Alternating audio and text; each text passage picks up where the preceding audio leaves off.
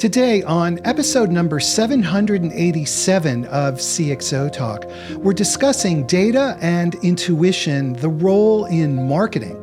We call that quantitative marketing. Our guests are two folks from the Columbia Business School at Columbia University in New York City. Oded Netzer is the Vice Dean for Research and a professor, and author of the new book, Decisions Over Decimals. And Amy Jaick is the Chief Marketing Officer of the institution. For me, marketing is the part of any organization that is in charge of facilitating and enabling a successful transaction with the customer. And successful, by the way, could mean profit if it's for profit, could be engagement, for example, if it's non-profit. But the ones who are in charge of making sure that such transactions, relationships do exist. And now you want to layer on it the quantitative part of it. In order to create these successful interactions, I really need to understand, if I'm the firm, who's on the other side, and it's not exactly the other side, who are my partners, my customers. And for that, I need a lot of data and a lot of information about my customers and who they are, and good understanding of who I am, what are my capabilities. And that, again, requires data and analytics. And specifically, the analytics is often done in order to try and understand this match, the match between the customer and the firm, and what the firm has to offer, and even changing what the firm has to offer to make sure it matches what customers want. Particularly in recent years, where a lot of the effort went towards is getting better and better understanding of the customers. Because the better and the more we understand the customers, the better we can actually serve them what it is that they want. And that requires a lot of data, a lot of analytics, and a lot of quantitative marketing. Amy, what is the impact of this data-driven approach on your work right now?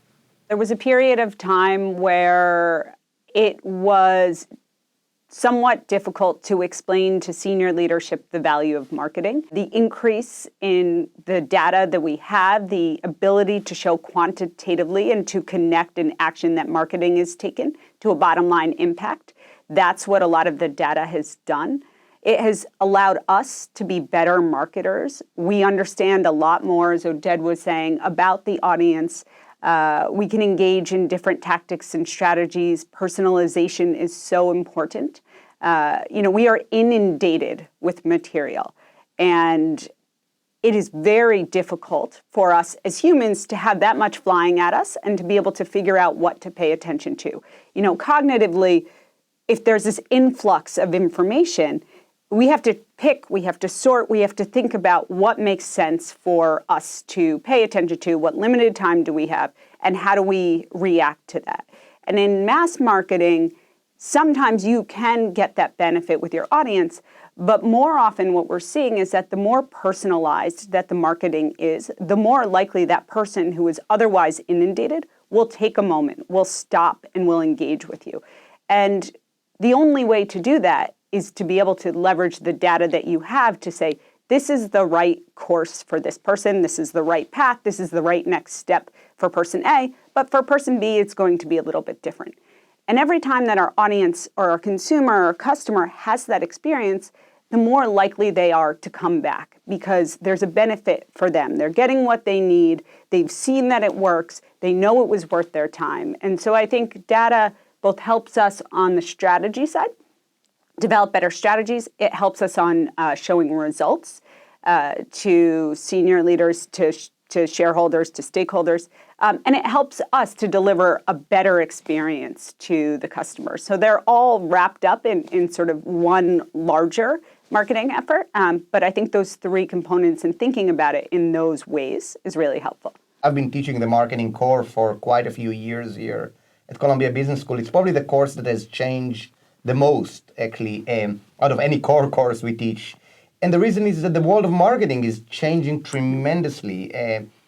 If you think, for example, about advertising, again, many of us have watched Mad Men, right? And that's really the old days of marketing. But even up to the early 2000s, the center of advertising was here in New York, was in Madison Avenue.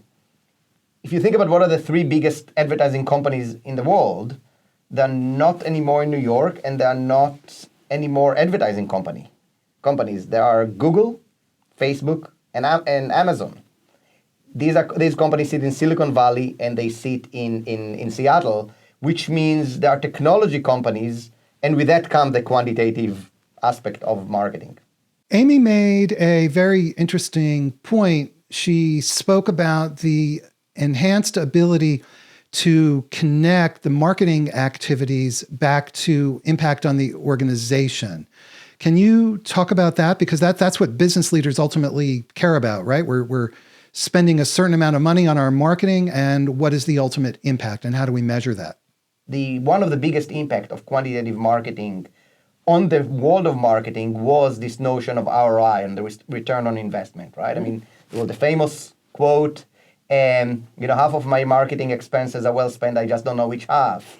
And then came the world of online marketing, right? Then came the world of digital marketing.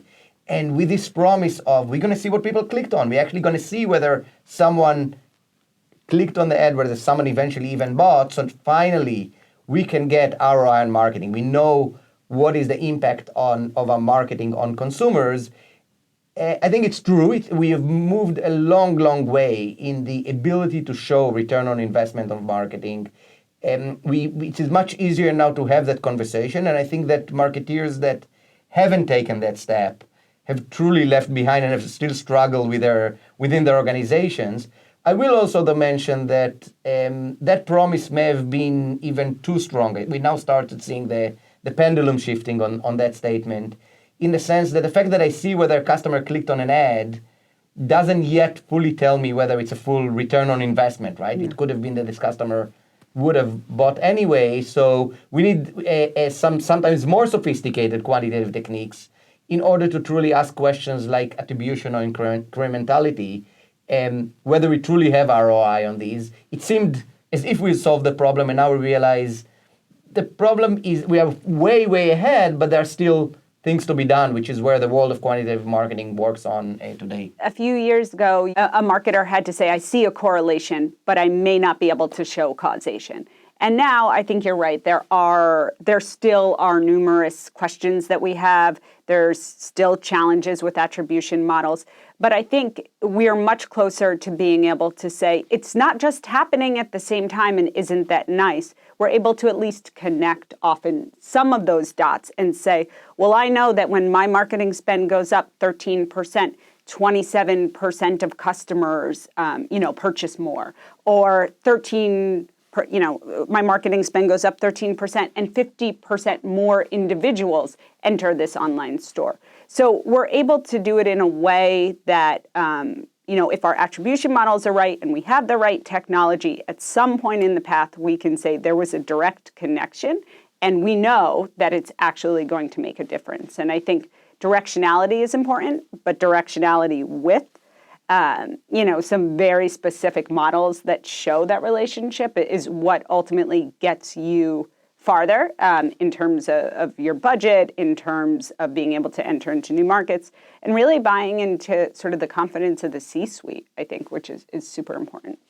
I think one of the things that truly help with that, and particularly in the world of digital marketing, is the ability to run these A/B tests, right? Yes. I mean, it's very difficult to say, half of my customer are going to see one store, and half of my customer are going to see a different version of my store. My store in my store is very difficult to play with it. In the online world, it became very easy. And I split my time between Colombia and Amazon. I spend some of my time at Amazon advertising. The practice at Amazon advertising is running these A/B tests. Let's try version A, version B.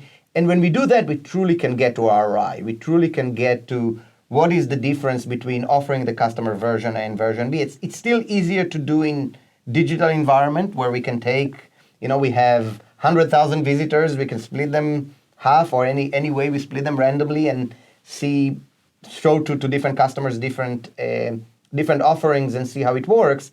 It's still a little bit more difficult in the offline world, but even there, we are making progress toward thinking in the language of A/B tests, in the language of testing in order to measure ROI and in order to measure truly what customers want. I'll give you just an example of that. Several years ago, I was working at a large company, and my role and my team's role was focused around telling investors the story of the success of the business. And when we had our hypothesis about which creative would work the best to get them to engage with our financial results, I would have thought one thing, and we A/B tested over a period of about a year, so that's four quarters worth of data. And we actually found that in telling the story with our IP, so the shows themselves, when we use that as a creative, investors, now this isn't an audience that you would naturally think would pay more attention to a character on a show than a Financial Times headline. But when we talked about our efforts and when we used the creative, when we used our IP, we found that the interest and the engagement in the information, the financial information about the company increased, exponentially. And so I think, to your point, that's an A/B test that 10 years ago or 20 years ago, one, you wouldn't have been able to run, but two, you wouldn't have hypothesized that. But when we just have the ability to continue to test and swap in and swap out, and we see very clear results in the data, it gives us confidence to both try new things, but then it gives us security in the decisions that we make because we know now that we can see that happening. Please subscribe to our YouTube channel and hit the subscribe button at the bottom of our website so you can get our newsletter and we can keep you up to date on upcoming live shows. What about the data? What kinds of data should marketers be collecting? What's the best way to get that data?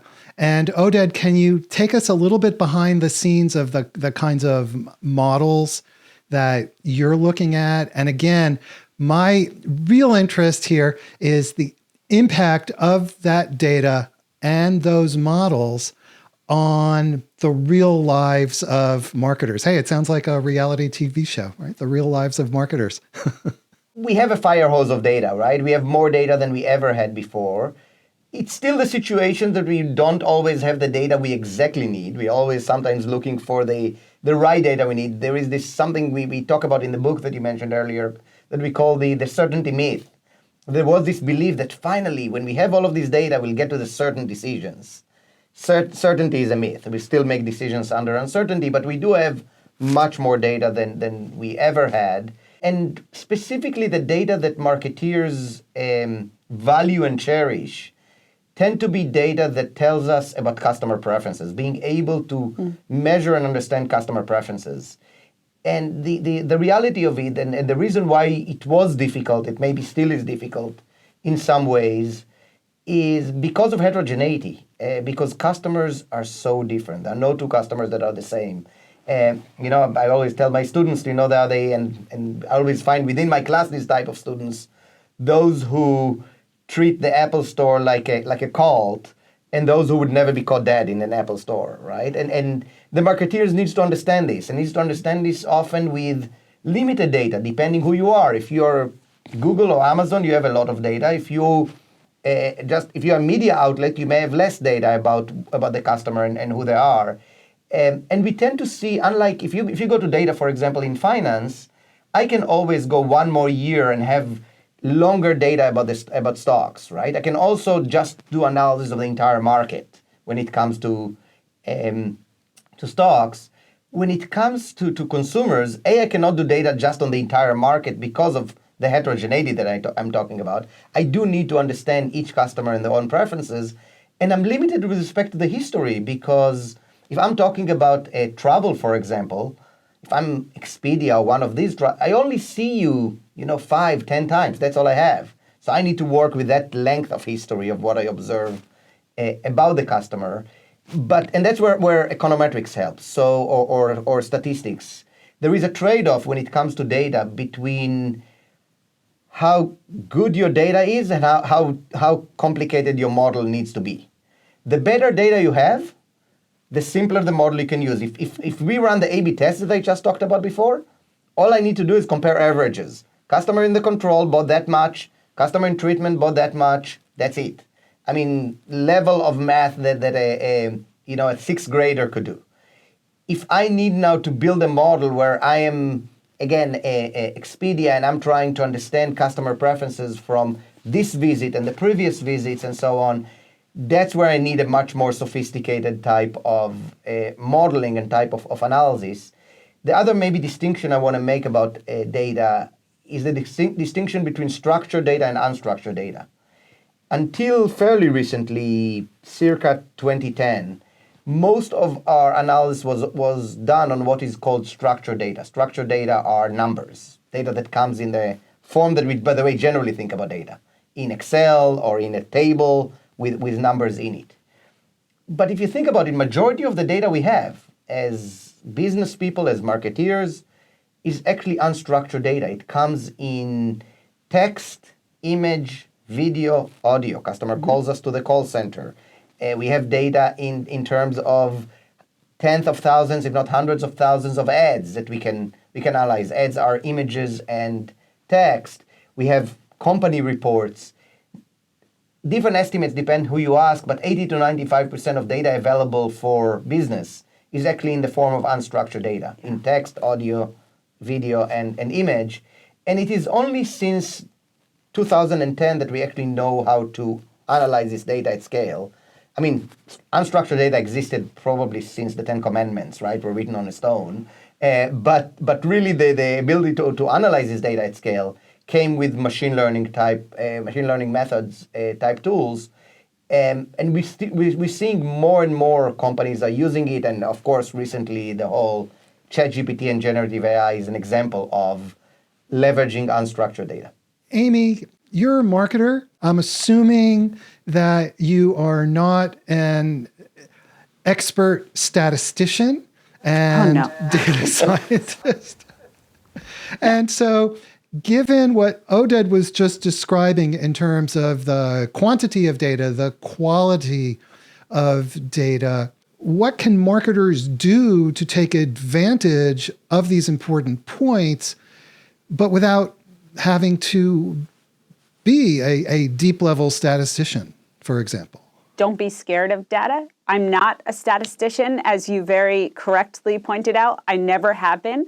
But I think for marketers, when we talk about quantitative marketing or we talk about data-driven marketing, for some, especially individuals early on in their career, it sounds like they're going to have to be gathering the data sets. It sounds like they're going to have to be building the models. It sounds like they're going to have to be interpreting. And I think we're very lucky in that we have a whole generation of individuals who understand data, who are data scientists, who are insights and research-driven colleagues. And the more that we can develop very close relationships with those individuals as marketers, the better, because most marketers I know aren't, as you said, statisticians. But what they do know is how to look at data, and I know we're going to talk a little bit about this, and say, well, based on my understanding of the audience, this seems odd. Let's explore that.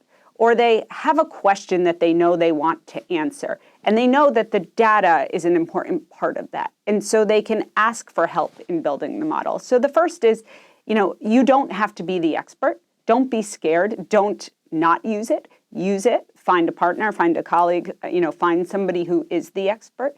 And the second is think about the data in a meaningful way. So you, as Oded said, there's infinite data available. So it really is about what are you looking for? And then when something, and I know Oded's going to talk a little bit about this, when something doesn't feel right, ask more questions. And a good example of using kind of numbers and qualitative elements happened a couple of years ago. I worked in a publishing company, and it's very common for people to unsubscribe from subscription-based businesses, including magazines. And so you build a model, and you know that churn will be X based on historical data, and you know that there might be some macro or micro conditions that will impact that year's churn. And you go out and you acquire customers knowing this percent is going to leave, and you need to have, X percent of new people coming in and subscribing. But as a marketer, it's not just about making sure that you can, fix the revenue equation on both sides. It's also about understanding your customers. So you have this model, we have this model, we know that X percent, are unsubscribing. And so then you have to dig deeper to think about why. What's the reason that, they've chosen to cancel this subscription? And we could get a little bit of insight in asking structured questions. And our hypothesis was it was a value situation. Somebody decided that product, that the magazine was no longer worth what they were paying. Feels pretty simple, right? But we actually had done some brand research and had some qualitative components. And what the qualitative components told us was that actually it had nothing to do with value. It had nothing to do with the product. It was about unfinishability. So people felt that this particular magazine was worth the price, had great value, but they couldn't finish it. And they would stack it up in a pile, and they would say, I'll come back to it. And they didn't. And every time they looked at the pile, it grew, and their guilt, so this is an emotional reaction, their guilt over not finishing the magazine was actually what was contributing to them canceling subscriptions. So that insight is not insight you were ever going to get from structured data. It's not even insight you were going to get from some of your survey questions. It came exclusively through some qualitative conversations, and there were some solutions to that. Digital combated the problem a little bit because people can't finish the internet. So if you can't finish a digital issue of a magazine, you didn't feel as guilty. You can introduce newsletters and quicker bites of content and summaries and things like that. But I think the other important thing is, I want to really reiterate this, is that there's the structured data, there's everything there's quantitative, and then there's this other qualitative element that is equally as important for marketers to pair together. And I think it is important that we'll think about data in the most general sense of the word data. I mean, conversation with a person is data. I just maybe want to touch on one thing with respect to the, when I build a model, a statistical model, and I truly mean it, I would actually go to Amy first to tell me if this model is right, before I would go to a statistician to tell me whether they think my model is right. Because the true value comes from, let's say it's a model that predicts click-through on an ad. And the model showed, 20% click-through rate. A statistician wouldn't know to tell me that 20% click-through rate on an ad is unheard of. Unless your ad truly offered money to customers, there's no 1 in 5 customers clicking on an ad. I need marketeers. I need Amy to tell me, I don't know what you've done wrong, but I can tell you this is wrong because it's impossible that customers, 20%, 1 in 5 customers would click on your ad.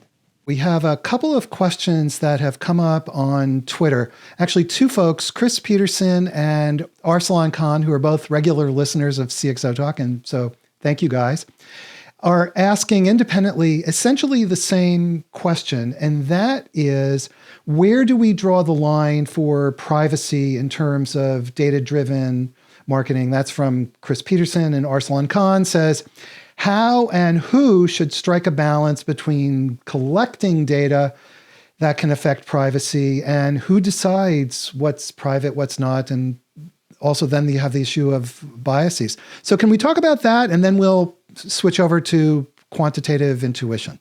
Privacy is an extremely important topic to think about, to discuss, to realize that companies have huge responsibility when we are collecting individual data.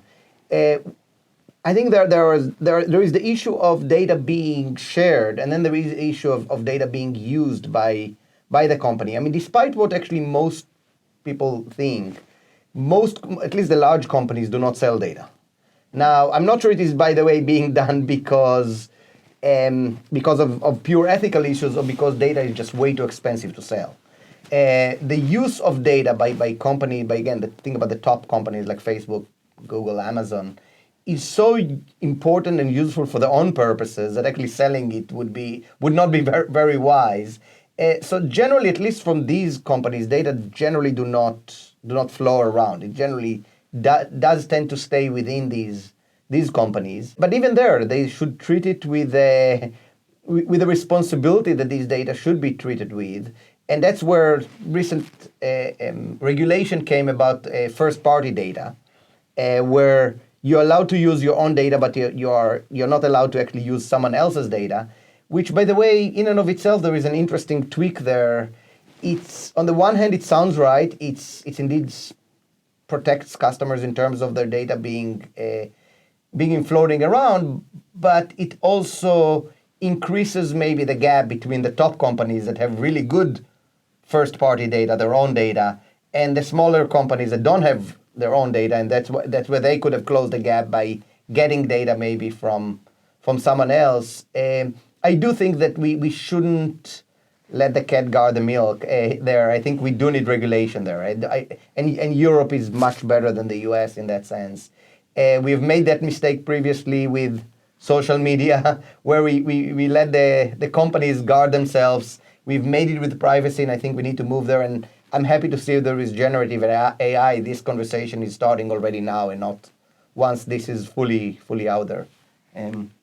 Amy, I don't know if you have other thoughts. Yeah, I mean, going to an even kind of larger question is, who owns the data? We're now in a world where our behavior has been tracked for a very long period of time, and there are reams of data. People probably know that I prefer baked macaroni and cheese, over Brussels sprouts, but who doesn't? That data is gone. It sits with somebody. I hope I get an ad for macaroni and cheese. I will let everybody know shortly. But I think there's a larger question as we think about a next generation, right? Let's talk about kids, for instance, for whom maybe there's some data, there's not a lot. Who owns that data? Who should own that data? Is my child the holder of that data? Or is it the platforms on which they're engaging? And there have been these really large, high-level conversations around, should I be able to own my data and I choose where, when, and how to monetize that?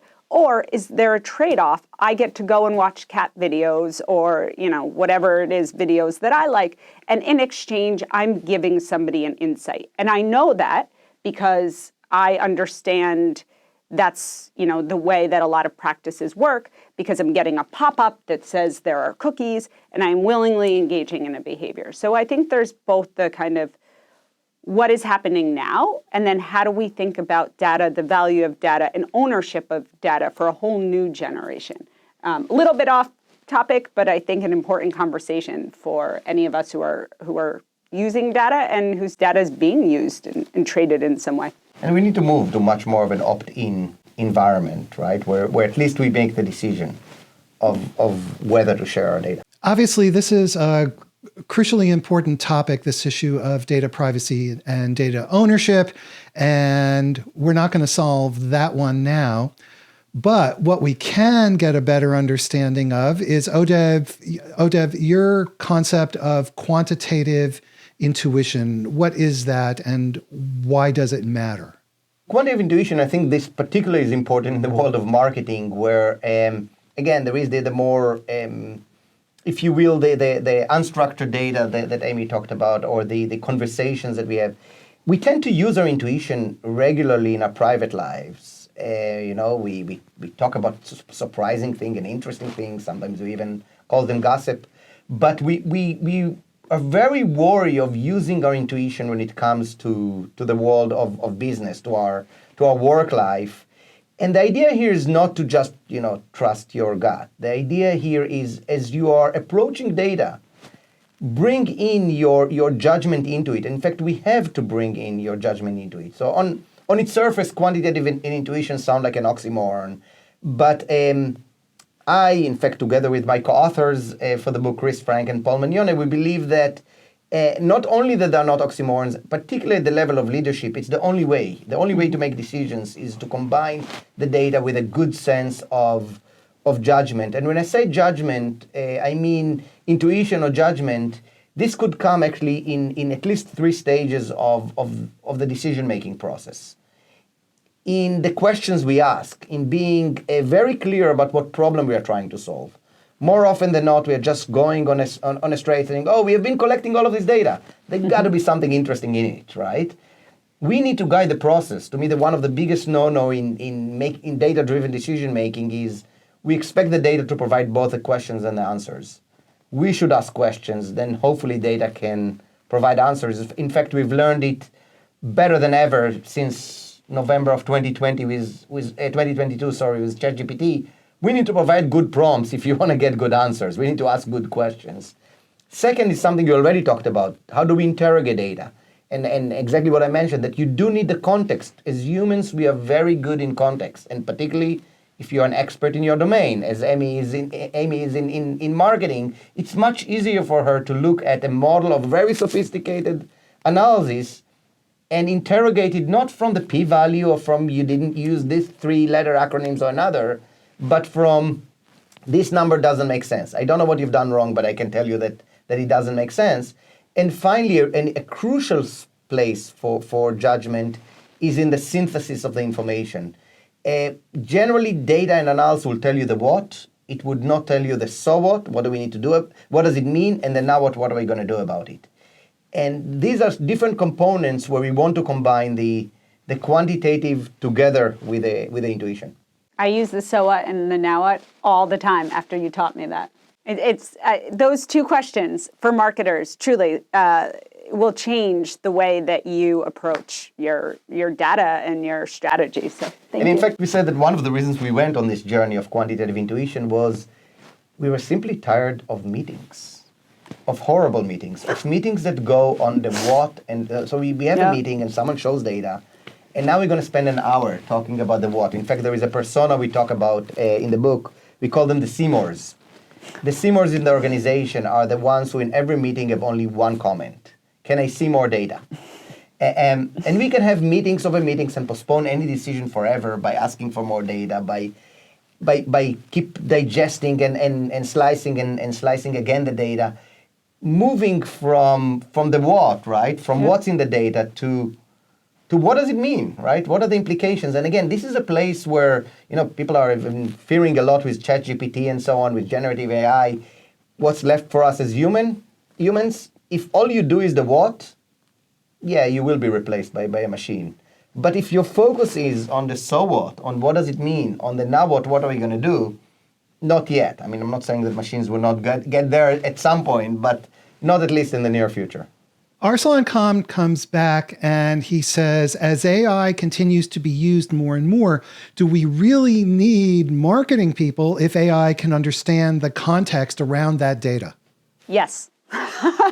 Definitely, you do. And I'm sure Oded has a lot to say as well. I mean, where we are in terms of ChatGPT right now is, I would say, it is a helpful assistant in many ways.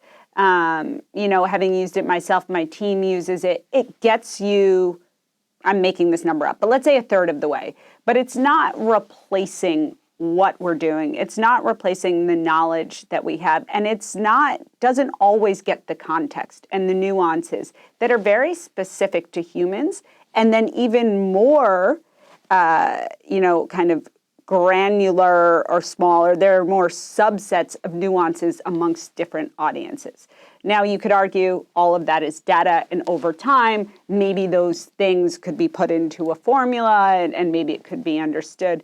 But I think we're still a bit far away from saying this will resonate because, or from understanding that a word that means something in this context can be taken in an entirely different way in that context, and that context is problematic. And so, yes, is it helpful, for instance, for summarizing some research that you might have?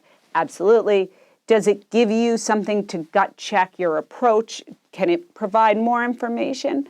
Yeah, it can. But we're not at the point where it could run a sophisticated campaign for you and get equal or greater results. Yeah, and I think, Michael, you really hit it on the head with the word context. I think this is the key. The key is truly context, both in terms of, by the way, how these methods have improved.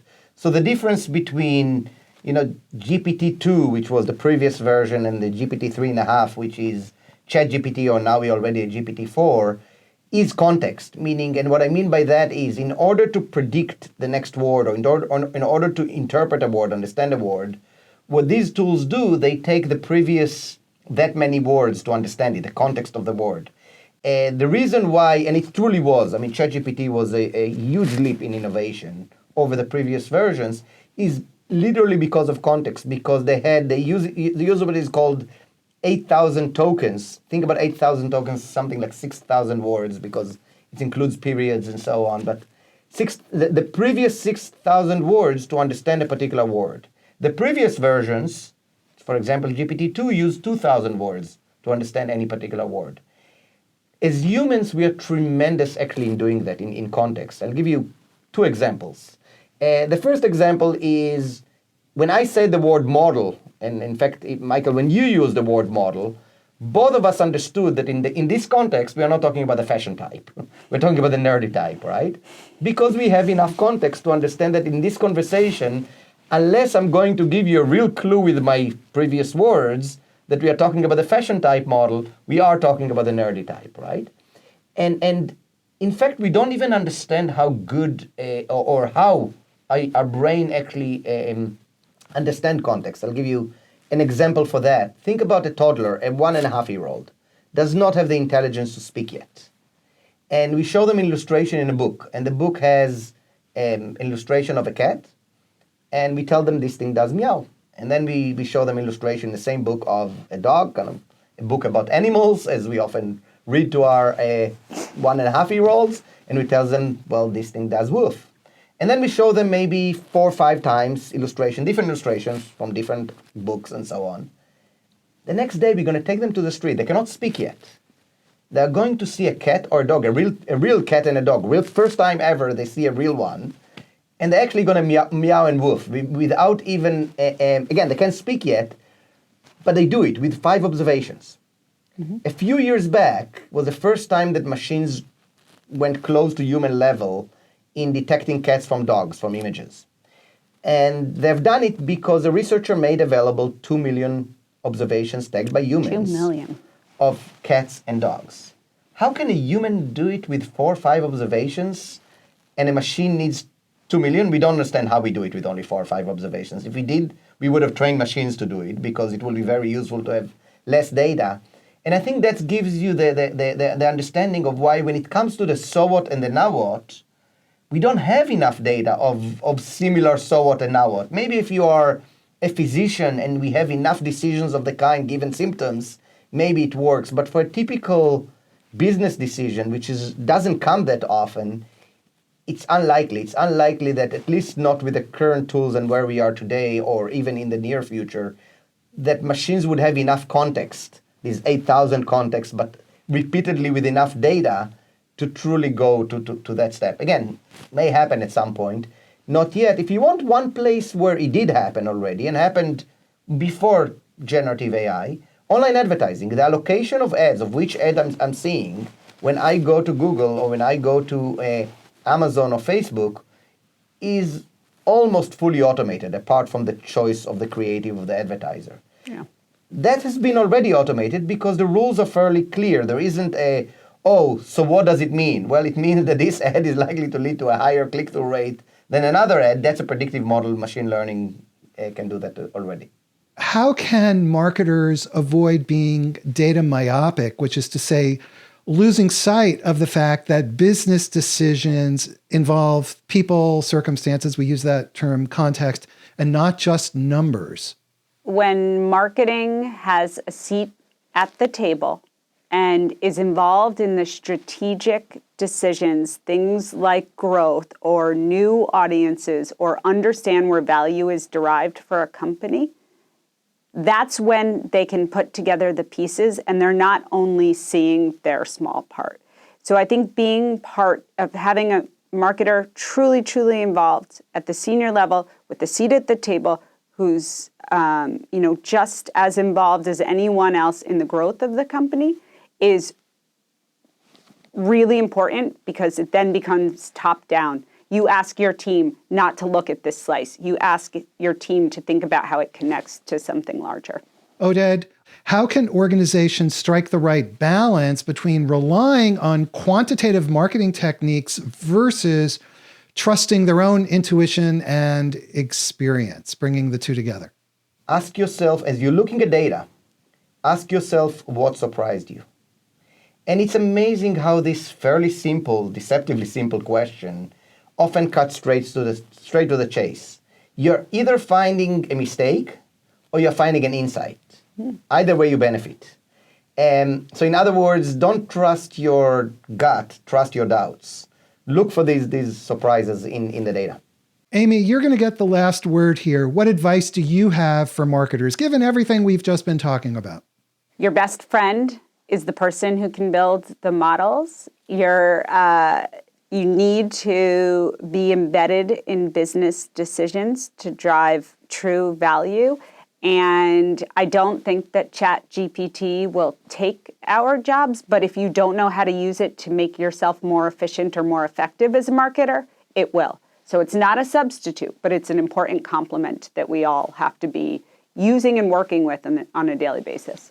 Can I accurately paraphrase that as saying, be part of the business, understand the tools, understand the data, and bring all of that together to make the decisions that rely on both the data and your experience with the business and with the context? Even better. And with that, a huge thank you to Oded Netzer and Amy Jaick from the Columbia Business School at Columbia University. Thank you both for taking the time to be with us and share your expertise with us today. Well, thank you. It's been a pleasure. Thank you, Michael, and thank you to the audience. And thank you to the audience. You guys are awesome and your questions are great. Now, before you go, please subscribe to our YouTube channel and hit the subscribe button at the bottom of our website so you can get our newsletter and we can keep you up to date on upcoming live shows just like this one. Thanks so much, everybody. Check out CXOTalk.com and we'll see you next time. Have a great day.